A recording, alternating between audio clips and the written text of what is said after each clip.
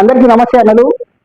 అందరూ బాగుండాలని చెప్పి మనస్ఫూర్తిగా కోరుకుంటూ మీ భూపతి ఆశన్న ఏది యూట్యూబ్ ఛానల్ భద్రాద్రి కొత్తగూడెం.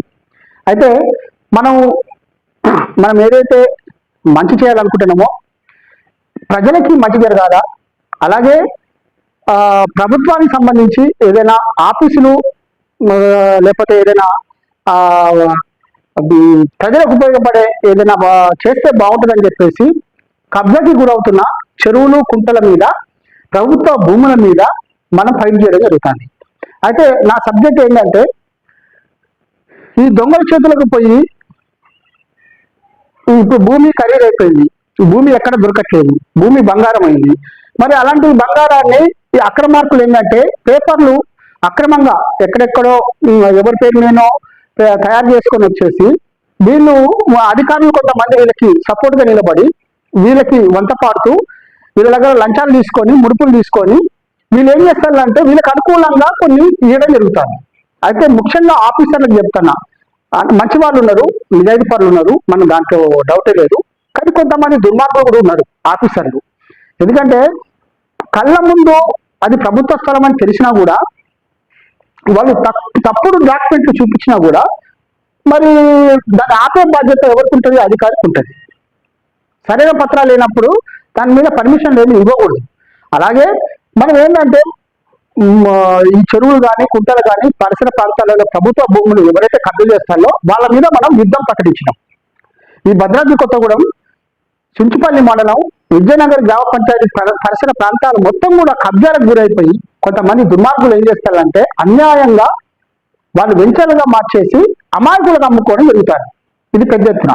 అయితే వీళ్ళ దుర్మార్గాలు ఎక్కున్నాయంటే మనం చూసినాం కరీంనగర్ జిల్లాలో అడవి సోంపల్లి డ్యామ్ ఎట్లా పేర్చేసిండు, ఆ తర్వాత కనుగొల చెక్ డ్యామ్ ఎట్లా పేర్చేసిండు. అంటే అక్కడ మట్టి అమ్ముకోవడానికి వాళ్ళకి కొంత అక్రమార్కులకి ఇబ్బందిగా ఉండి నీళ్లు ఉంటున్నాయి కాబట్టి ఆ నీళ్ళని పోగొట్టడానికి ఏం చేసిందంటే బాంబులు పెట్టడం జరిగింది. అట్లనే ఈ భద్రాద్రి కొత్తగూడెము చుంచుపల్లి మండలము రామాంజనేయ కాలనీలోని అక్కడ గొలుసుల మల్లయ్య డ్యామ్ ఒకటి ఉండేది.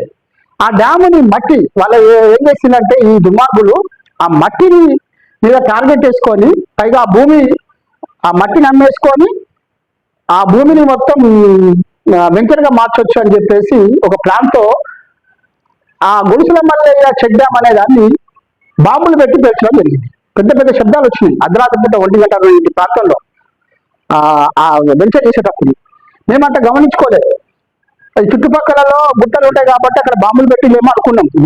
నేల అదిరింది, ఇల్లులు కదిలినాయి. అంటే ఈ ఇల్లులు కూడా దెబ్బతిన్న పరిస్థితి వచ్చింది. కాబట్టి ఈ అధికారులలో కొద్దిగా చలనం ఉంటే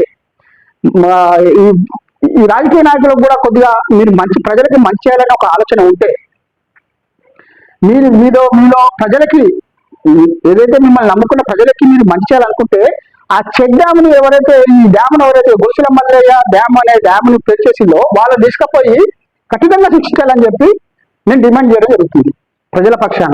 ఇంకోటి ఏంటంటే ఆ మట్టిని తోపి చూడండి అక్కడ చూడండి, మీరు చూపిస్తున్నా చూడండి. ఆ మట్టిని జేసీబీలు పెట్టి ట్రాక్టర్లు పెట్టి ట్రాక్టర్లు పెట్టి మీ కళ్ళారా చూడండి, మీకు కనబడతా ఉంటుంది. అవన్నీ మట్టిని అంతా తీసుకొని ట్రాక్టర్లలో తీసుకొని ఒక నెల రోజులు ఆ మట్టిని తరలించి 2 కోట్ల రూపాయల విలువైన మట్టిని అమ్ముకోవడం జరిగింది. అక్కడ బాంబులు పెట్టి పేర్చి ఈ మట్టిని అమ్ముకోవడం జరిగింది. మీకు చూపిస్తున్నా చూడండి, మీరు కళ్ళారా చూడండి. అక్కడ మట్టి చూడండి, డోజర్లు చూడండి, మట్టి కుప్పలు చూడండి. పచ్చని చెట్లను నరికింది వీళ్ళు, పెద్ద పెద్ద వృక్షాలు 300-400 వృక్షాలను నరికేసిండు. మరి వీళ్ళకి ఏ శిక్ష? మరి ఈ అధికారులు ఏ గవర్నమెంట్ వచ్చినా ఏమున్నది గౌరవకారం అన్నట్టుగా ఉన్నది. ఈ నిర్లక్ష్యం అనేది మంచిది కాదు.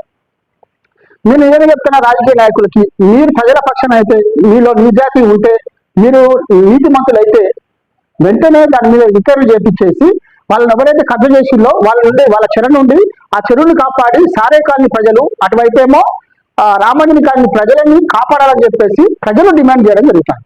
ఎంతో మంది ప్రజలు డిమాండ్ చేయడం జరుగుతుంది. గ్రౌండ్ వాటర్ రావట్లేదు, నీరు ఇంకిపోతున్నాయి. ఇప్పుడు వచ్చే ఎండాకాలంలో నీళ్లు రాని పరిస్థితి ఏర్పడుతుంది. అక్కడ స్థానికంగా ఆ చెరువు ఉంటే ఏంటంటే గ్రౌండ్ వాటర్ వచ్చేది. ఇప్పుడు ఆ చెరువు లేకపోవడం మూలంగా ఈ పరిస్థితి వచ్చింది. మీరు రాజకీయ నాయకులు చెబుతాడు ముందు చెంగపోయేటట్టు మీరు చెప్పడం బాగా చెప్తా ఉంటే మీరు కూడా నిర్లక్ష్యం ఉండడం మంచిది కాదు.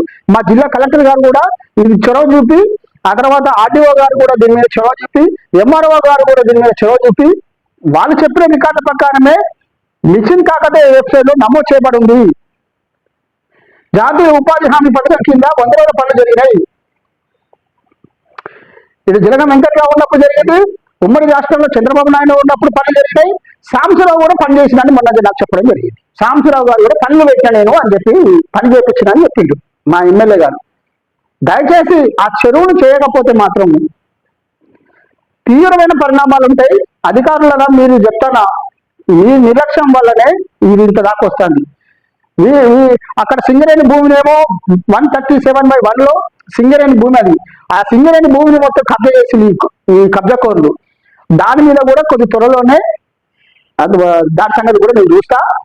మీకు తప్పకుండా ప్రజలకి న్యాయం చేసే విధంగా ప్రజల సపోర్టుతో ప్రజల అండదండతో నేను ఖచ్చితంగా ముందుకు పోతూనే ఉంటాయని చెప్పేసి మరొకసారి నేను గుర్తు చేసుకుంటూ, ఇక కొంతమంది ఈ వీళ్ళు వేసే చిల్లర కుక్కలకి బిస్కెట్ వేసినట్టు చిల్లర పైసలు వేస్తే శివాల మీద పేరాలు ఏరుకున్నట్టు కొంతమంది ఈ జెడ్పీడీసీగా నిలబడడానికి సిద్ధంగా ఉన్నారు. కొంతమంది దొంగ సంగతులు అక్కడ డబ్బులు తీసుకొని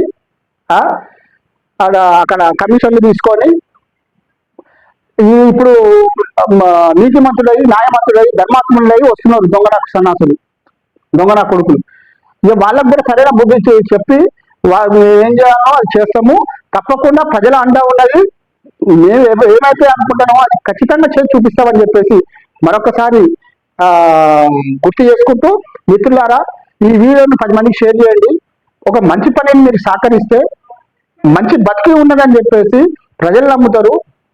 ఈ సమాజంలో మంచిదని చెప్పేసి నేను గుర్తు చేస్తూ, మీ Bhupathi Yashanna AB YouTube channel, Bhadradri Kothagudem. అందరికీ కూడా ధన్యవాదాలు. జై భీములు.